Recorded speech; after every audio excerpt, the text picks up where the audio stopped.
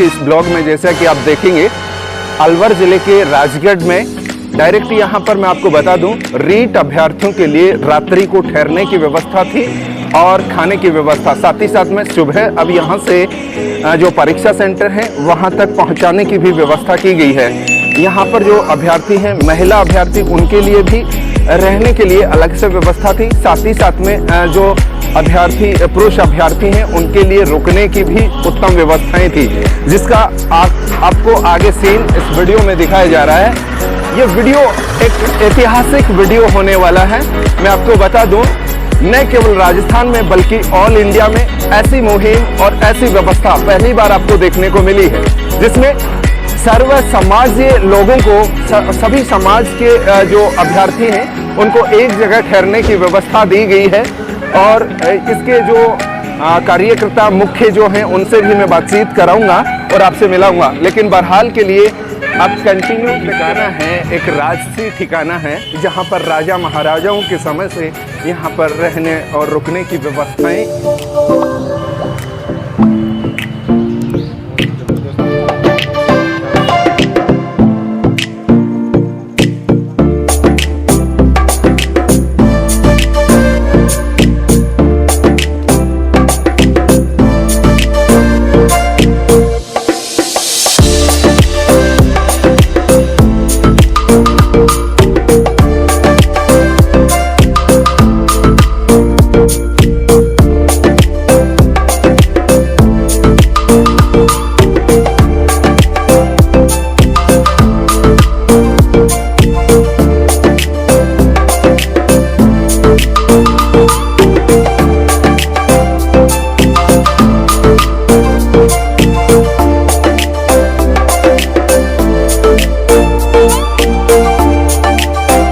एक बार जो सिस्टर्स हमारे साथ हैं, इनका फीडबैक जानेंगे कि इनको कैसा लगा यहाँ पर ठहरकर। जी, आप अपना इंट्रोडक्शन करवा दीजिए एक बार दर्शकों को।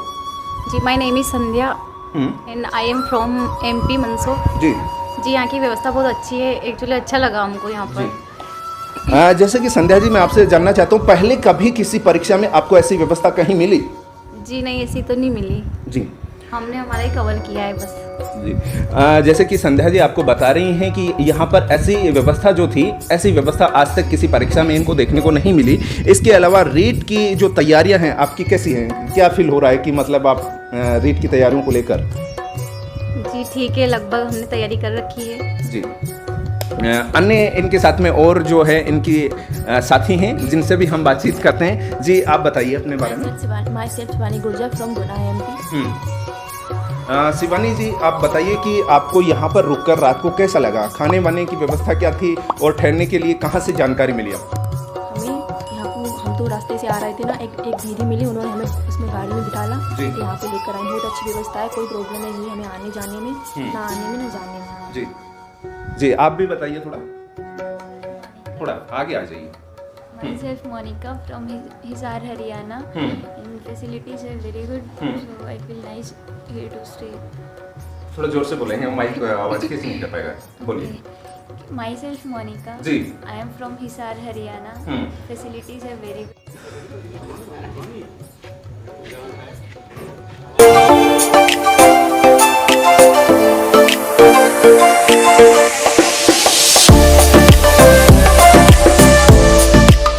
जी नमस्कार, जैसा कि आप देख रहे हैं जयपुर वाला ब्लॉग चैनल, और आज के इस ब्लॉग में जैसा कि मैं यहाँ पर अलवर जिले के राजगढ़ से डायरेक्ट आपको दिखा रहा हूँ, और यहाँ पर रीट जो परीक्षा होनी थी उसके लिए रीट के जो अभ्यर्थी थे, महिला और पुरुष, मेल और फीमेल दोनों के लिए यहाँ पर रात्रि को ठहरने की उत्तम व्यवस्थाएं की गई थी और खाने की व्यवस्था थी। साथ ही साथ सुबह में नाश्ते की और फिर गाड़ियों को, जो गाड़ियों की व्यवस्था है, यहाँ से लेकर उनके परीक्षा सेंटर तक बिल्कुल निःशुल्क छोड़ा जा रहा है। अब जो व्यवस्थाएं थी किनके द्वारा की गई, उन्हीं महान जो हस्ती हैं उनके सामने मैं हूं और उनसे बातचीत करवाता हूं कि ये मोटिवेशन और इस तरीके का कदम रखने के पीछे और ये जो इन्होंने ऐसी व्यवस्थाएं की हैं सर ने, तो ये कहां से इनको एक तरीके से दिमाग में ऐसी बात क्यों आई, क्योंकि आज तक आप देख पा रही हैं, ये ऐतिहासिक निर्णय होगा जो भारत में, पूरे राजस्थान में ही नहीं भारत में अपने आप में एक इतिहास बनाने वाली बात है कि किसी भी परीक्षा में, चाहे एनडीए, सीडीएस, आईएएस की जो परीक्षाएं होती हैं उनमें भी ऐसी व्यवस्थाएं निःशुल्क और बाहर किसी के द्वारा निस्वार्थ भाव से देखने को नहीं मिलती। बहरहाल मैं जो है महंत प्रकाश दास जी महाराज के साथ बैठा हूं और वो ज्यादा जानकारी देंगे और उनसे मिलवाता हूं। सर, एक बार अपना पूरा परिचय देंगे और अपने बारे में बताइए। जी नमस्कार, मैं महंत प्रकाश दास महाराज, ये दादूपंथी ठिकाना गंगाबाग राजगढ़, जिला अलवर, राजस्थान में है जी। और यहाँ पूरे राजस्थान में इस बार रीट के एग्जाम के लिए राजस्थान सरकार ने जो परीक्षाएं किए उसमें विभिन्न क्षेत्रों से लोग दूर दूर से, यानी कि राजस्थान के चारों तरफ से लोगों के सेंटर हमारे इस क्षेत्र में आए हैं और एग्जाम देने के लिए परीक्षार्थी आए हैं। हर बार ऐसा होता है कि जब जब भी परीक्षाएं होती हैं जी। तो बच्चे बहुत परेशान होते हैं। हाँ सर। बहुत ट्रैवलिंग करते हैं, उन्हें ठहरने को सुविधा नहीं होती। प्लेटफॉर्म, रेलवे स्टेशन या जगह जगह फुटपाथ पर बेचारे परेशान होते हैं, पड़े रहते हैं जी। उनकी समुचित व्यवस्था नहीं होती। हाँ। और अब कुछ समय से एक ऐसा भी प्रचलन चला है जी। कि हर समाज के लोग बढ़ते जा रहे हैं। कुछ लोग सामाजिक दृष्टि से जी। गुर्जर समाज अलग कर रहा है, बनिया समाज अलग कर रहा है, मीणा समाज अलग भोजन का काम कर रहा है, यादव अलग कर रहा है, ब्राह्मण अलग कर रहा है, इस प्रकार से कुमार अलग कर रहा है। तो ये सारी जो बातें हैं, इससे हमारे मन को थोड़ा सा तकलीफ हुई। देखिए, सबसे पहले हम सब भारतीय हैं, हमारा राष्ट्र भारत है, हम सब लोग भाई हैं। हमारी एकता, हमारा हिंदू राष्ट्र सर्वशक्तिमान हो। हम लोग जातियों में बट गए, ये हमारे लिए बहुत खेद की बात है। जी सर। जब तक हम ये नहीं माने इंसानियत, मानवता सबसे ऊपर है, हम एक दूसरे की मदद करें, एक दूसरे को आगे आए, इन सारी बातों को विचार करके हमने निर्णय लिया कि हम सर्व समाज के लिए ठहरने की व्यवस्था करेंगे, भोजन प्रसाद की व्यवस्था करेंगे, उनके लिए व्यवस्थाएं देंगे, स्नान की, ठहरने की, आवास की, प्रबंधन की, और जो यातायात व्यवस्था है वो हमारे यहाँ से जो सेंटर है आसपास छोड़ दिया जाए। जितना हम व्यवस्था कर सकते हैं, हमने हमारी निजी बसें भी लगाई हैं और इसमें पूरे शहर के बासिंदों का, और एक हमारा फाउंडेशन है, मददगार फाउंडेशन, उसके पदाधिकारी कार्यकर्ता हमारे सहयोग में आए, कार्यकर्ता लोग लगे हुए हैं। जबकि जो भी इंडिविजुअल करता है वो सारा हमने वहन किया है।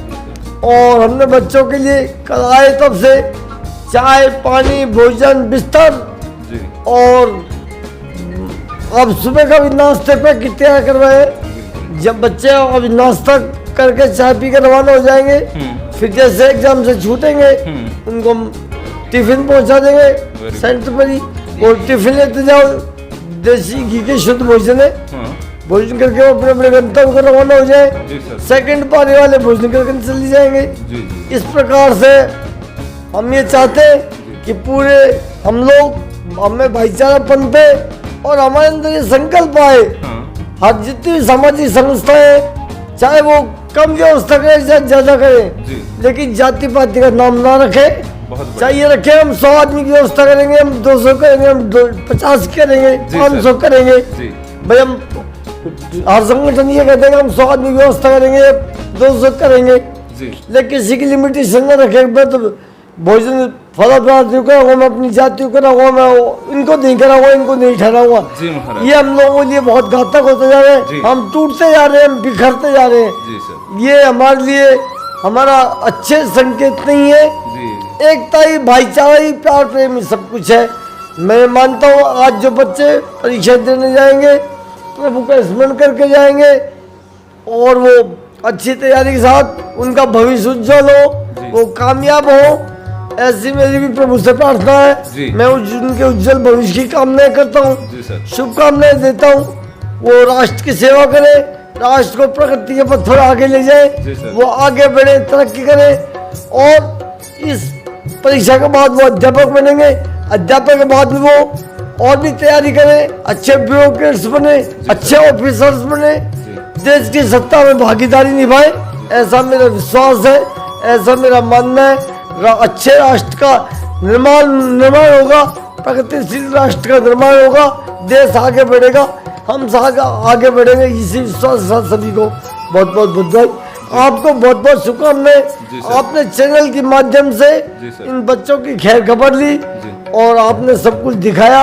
मानता हूँ आपका ये चैनल भी आगे बढ़ेगा, इसी प्रकार आप एक आवाज बनके, समाज की आवाज बनके समाज को सही राह दिखाएंगे।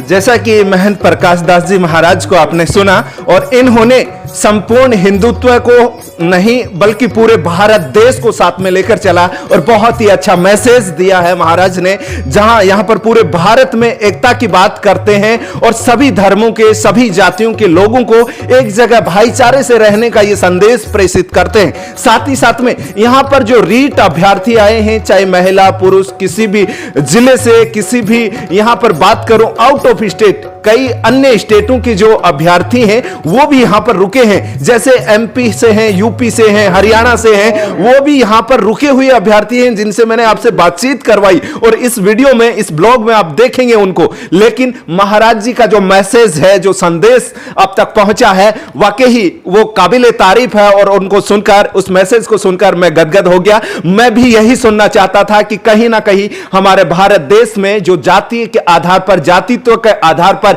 कहीं बोला जा रहा है कि जाट समाज की धर्मशाला, मीना समाज की धर्मशाला, गुर्जर समाज की धर्मशाला, गुर्जर समाज के लोगों को रहने की व्यवस्था निःशुल्क होगी, मीना समाज को रहने के लोगों की व्यवस्था निःशुल्क होगी, ऐसा देखने को मिला।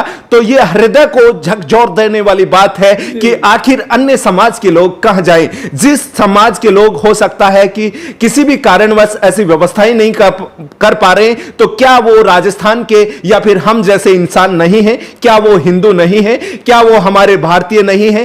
किसी भी हिंदू की बात नहीं करूंगा, सिख मुस्लिम सभी लोगों को यहां पर रखा गया है। लेकिन फिर भी मैं बता दूं कि जी, यहाँ पर जैसे कि महाराज का मैसेज सुना, सबके लिए किए, समान भाईचारे के लिए। और आज तो सभी धर्मों के विद्यार्थियों ने, जो अभ्यर्थी, उन्होंने यहाँ आराम से किया है, भोजन प्रसाद किया है, ठहरे। यहाँ किसी प्रकार कोई भेदभाव की ऐसी बातें हमने नहीं की, हम सब भारतीय हैं। जी, इसी के साथ में इस ब्लॉग में आप आगे और यहाँ की व्यवस्थाएं देखिए। साथ ही साथ में फिलहाल तो बहरहाल के लिए मैं महाराज जी से आशीर्वाद लेना चाहूंगा और आपके साथ में फिर ऐसे ही इंटरेस्टिंग जानकारी पूरे समाज की, पूरे भारत देश की मैं कवर करता हूं, न केवल राजस्थान में बल्कि महाराष्ट्र, मुंबई तक का भी मैं ब्लॉग आपको दिखाता रहूंगा। महंत प्रकाश दास जी महाराज के यहाँ पर जो व्यवस्थाएं थी, उन्हीं का एक नज़ारा आप देखेंगे। यहाँ पर खाने की व्यवस्था, साथ ही साथ में सुबह के नाश्ते के साथ में अभी दोपहर का कुछ भोजन जो अभ्यर्थी सेकंड पारी में होंगे, साथ ही साथ में जो यहाँ से लौटते टाइम में खुद महाराज द्वारा जानकारी दी गई है, उनके खाने की व्यवस्था और रहने की रात को व्यवस्था थी।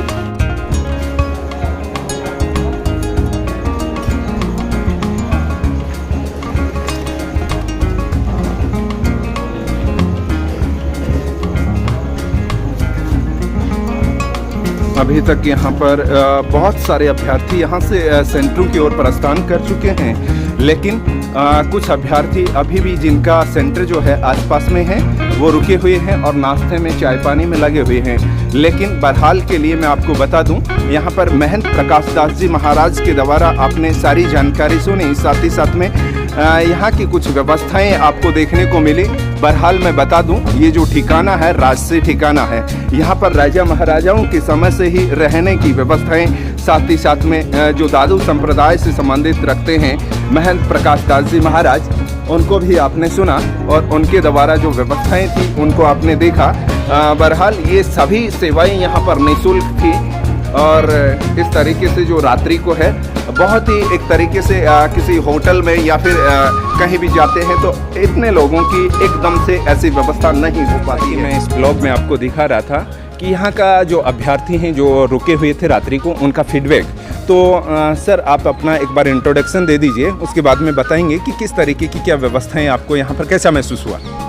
मैं जयपुर से आया हूँ और बाई रेलवे और ट्रेन से, और ट्रेन से उतरते ही बाहर की तरफ देखा ना तो यानी चार्ट लग रहा था पूरा धर्मशाला वगैरह का, और जहाँ भी व्यवस्था हो रखी है तो वहाँ से ही फिर 2-3 बंदे मिले हमारे को बाइक से, तो बाइक से हमारे को यहाँ लाए और फिर हमने यहाँ व्यवस्था देखी तो बहुत बढ़िया, रात का रहने का शानदार, पहले तो खाना और फिर यहीं विश्राम, सुबह नहाने धोने का शौचालय वगैरह। आपका सेंटर कौन से स्कूल में? यही है Aradhana school, Aradhana public senior secondary school Rajgarh में है।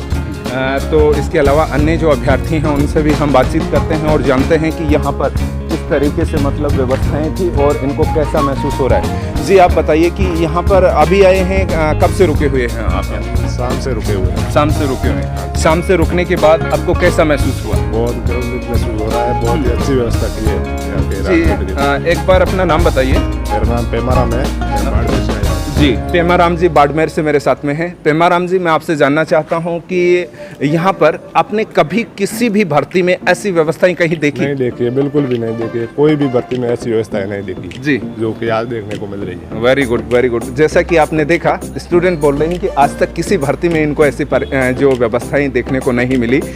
इसके अलावा आगे बढ़ते हैं और जो स्टूडेंट है, जो अभ्यर्थी हैं, उनसे भी हम बातचीत करते हैं और जानते हैं किस तरीके से। जी बताइए। मैं मुकेश मीणा, जिला 12, ग्राम क्षेत्रगंज। तो अब जब हम कल परसों जब बस से उतरे थे तो हम इस बात की टेंशन कर रहे थे यहाँ पे कि हम बाहर के आदमी यहाँ पे कहाँ रहेंगे, मतलब बहुत बड़ी टेंशन होती, लेकिन यहाँ आने के बाद हमें इतना सुकून मिला जी कि गजब। ये सब ऐसी व्यवस्था कभी नहीं देखी हमने जी। तो वास्तव में हम कह सकते हैं कि ये बहुत ही बड़ा निर्णय था और ऐतिहासिक ये जो है चीज़ आपको देखने को मिली है कि किसी भी भर्ती में इस तरीके की व्यवस्थाएं लाजमी है कि वास्तव में ये जो चीज़ जो करने वाले हैं बहुत ही बड़े हस्ती हैं कि प्रकाश महंत दास जी महाराज जो हैं, जिनके माध्यम से ये व्यवस्थाएं हो पाई हैं यहाँ पर।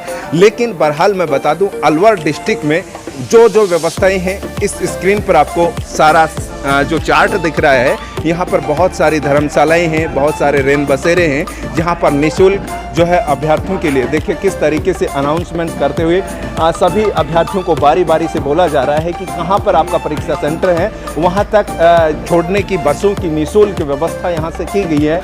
लेकिन बहरहाल अंदर का एक सीन आप देखेगा इस तरीके से यहाँ पर जो है इस अंदर जो रखा गया है यहीं का रहा था। यहाँ अलवर के राजगढ़ की व्यवस्थाएं जो रात्रि को जो रीट अभ्यर्थी हैं चाहे महिला पुरुष उनके लिए रुकने की व्यवस्थाएं, खाने की व्यवस्थाएं, सुबह नाश्ते की व्यवस्थाएं और यहाँ से गाड़ियों से गंतव्य तक जहाँ पर इनका परीक्षा सेंटर है वहाँ तक पहुँचने की व्यवस्थाएं। साथ ही साथ में ये जो टीम है यहाँ पर सभी मेंबर्स रुके हुए थे, रात्रि का इन्होंने विश्राम यहाँ पर किया है, सुबह नहाने धोने के साथ में फ्रेश होना, सब चीज़ें यहाँ पर बाकायदा सारी व्यवस्था थी। अब उत्तम व्यवस्थाएं आपने देखी, महंत प्रकाश दास जी जो महाराज हैं उनके द्वारा ये व्यवस्था की गई है, उनको आपने सुना। साथ ही साथ में अभी देखेंगे कि इनका फीडबैक ये बारी बारी से आप देख रहे थे। लेकिन बहरहाल ये टीम है, इसमें से सभी के जो ये अभ्यर्थी हैं उनका क्या कहना है, चलिए जानते हैं। जी आप बताइए कि आपको जो यहाँ की व्यवस्थाएं देखकर कैसा महसूस हुआ?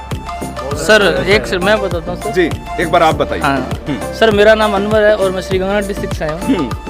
तो बहुत लंबे सफ़र के बाद में यहाँ आए हम, तो आते रेलवे स्टेशन जैसे हम उतरे तो हमारे लिए बहुत अच्छी लाने की व्यवस्था।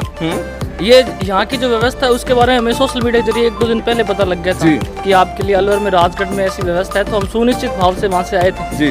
तो उसके बाद जैसे ही हम यहाँ पहुँचे थे, यहाँ की पूरी टीम, श्री प्रकाश जी इनकी टीम है, तो पूरी टीम ने बहुत अच्छे तरीके से हमें वहाँ से पैकअप किया और यहाँ के ला के छोड़ दिया। और यहाँ देखा तो बहुत अच्छी व्यवस्था है रहने की, खाने पीने की, जैसा हमने सोचा था उससे बहुत ज़्यादा अच्छे तरीके से, बिल्कुल आराम से, किसी प्रकार का कोई व्यवधान नहीं आया और बड़े आराम से हम रह रहे हैं। और हमने जैसा सोचा नहीं था।